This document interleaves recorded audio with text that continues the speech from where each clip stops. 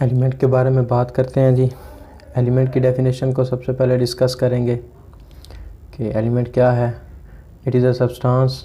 Element substance है made up of same type of atom, same type of atom से मिलकर बना है, having same atomic number and can not be decompose into simple substances by ordinary chemical means. ठीक है, इसे simple substance में decompose नहीं कर सकते, मतलब कि इसके जो एटम्स हैं उसे हम फर्दर उसे डिकम्पोज नहीं कर सकते। ये है एलिमेंट्स की मॉडर्न डेफिनेशन। तो सबसे पहले थोड़ी बहुत एलिमेंट की हिस्ट्री को एलेबोरेट करूँगा।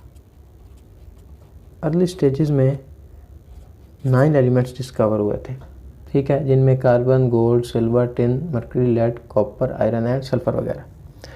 ये कंसीडर किया जा रहा था कि ये एलिमेंट्स नहीं हैं, ये सब्सटेंसेस हैं। क्या हैं? सब्सटेंसेस हैं जिन्हें हम फर्दर डिकम्पोज नहीं कर सकते बाय ऑर्डिनरी मेथड के थ्रू। ठीक है, उसके बाद 19th सेंचुरी तक 63 एलिमेंट डिस्कवर हुए और अब तक 118 एलिमेंट्स डिस्कवर हो चुके हैं, जिनमें से 92 एलिमेंट्स नेचुरली अकरिंग है, बाकी लैब में सिंथेसाइज्ड। ठीक है, तो मॉडर्न डेफिनेशन और अर्ली स्टेजेस में ये डिफरेंस था कि मॉडर्न डेफिनेशन में तो भी ये बताया गया कि एलिमेंट क्या है, सब्सटेंस है। अब भी ये अर्ली स्टेजेस में भी यही बताया गया, सेम टाइप ऑफ एटम से मिलकर बना है, of atoms having same atomic number. और डिफरेंस ये था can not B decomposed,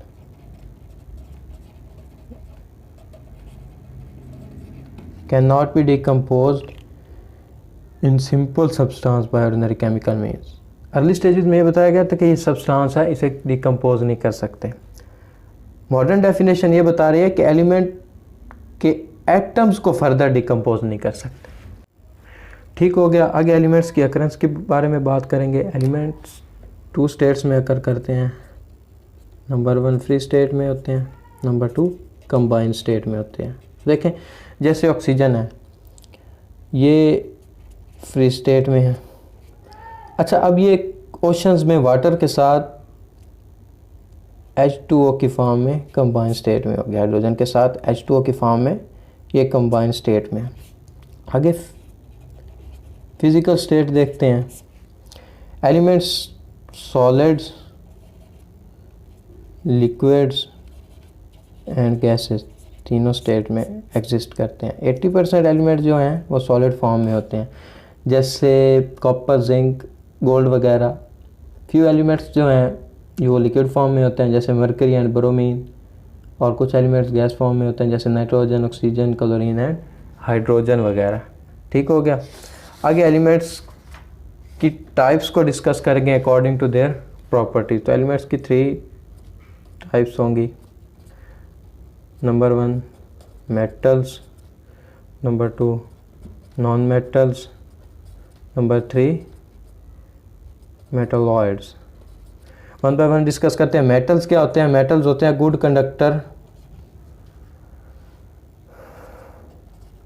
good conductor of heat and electricity. अब ये good conductor of heat and electricity क्यों होते हैं? क्योंकि इनमें फ्री इलेक्ट्रॉन्स पाए जाते हैं। क्यों पाए जाते हैं? मेटल्स एलिमेंट्स के जो एटम्स होते हैं ना, क्लोजली पैक होते हैं, तो इनके दरमियान इंटरमॉलिक्यूलर डिस्टेंस बहुत कम होता है।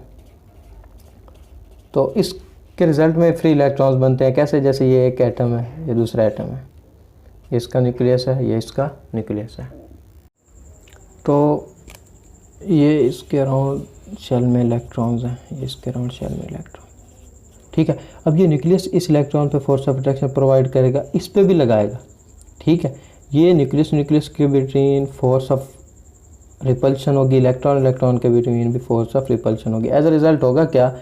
ये न्यूक्लियस और इलेक्ट्रॉन के between force of attraction, nucleus और इलेक्ट्रॉन के बिटवीन फोर्स ऑफ रिपल्शन को कैंसिल कर देगी, जिसके रिजल्ट में फ्री इलेक्ट्रॉन्स बनेंगे जो इलेक्ट्रिसिटी को कंडक्ट करेंगे। अब नॉन मेटल जो होते हैं वो बहुत bad conductor of electricity and heat होते हैं। क्यों? क्योंकि उनमें ये फिनोमेना नहीं होता।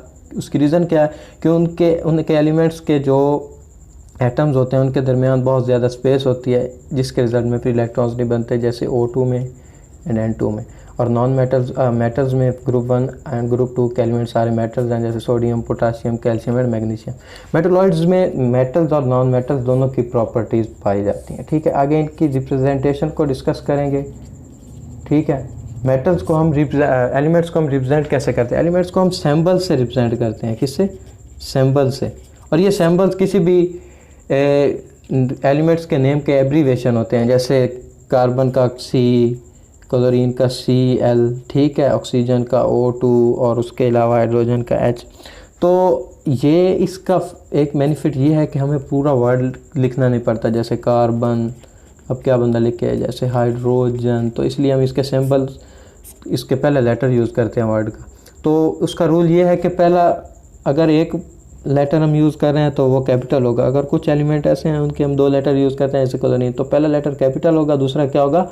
स्मॉल होगा। जैसे सोडियम, पहला लेटर कैपिटल, दूसरा स्मॉल। ठीक है, तो इसके बाद इसके लिए हम 4 लैंग्वेजेस यूज़ करते हैं इसके लेटर्स के एब्रीवेशंस को लिखने के लिए।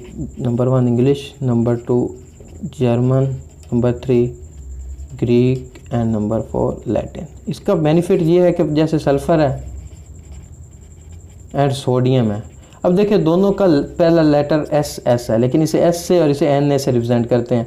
तो ये होता है कि ये सोडियम ग्रीक वर्ड के पहले 2 लेटर से लिया गया, एन एंड ए, पहला कैपिटल दूसरा स्मॉल। तो इस तरह इन दोनों के दरमियान डिफरेंस क्रिएट हो गया। तो आज के लिए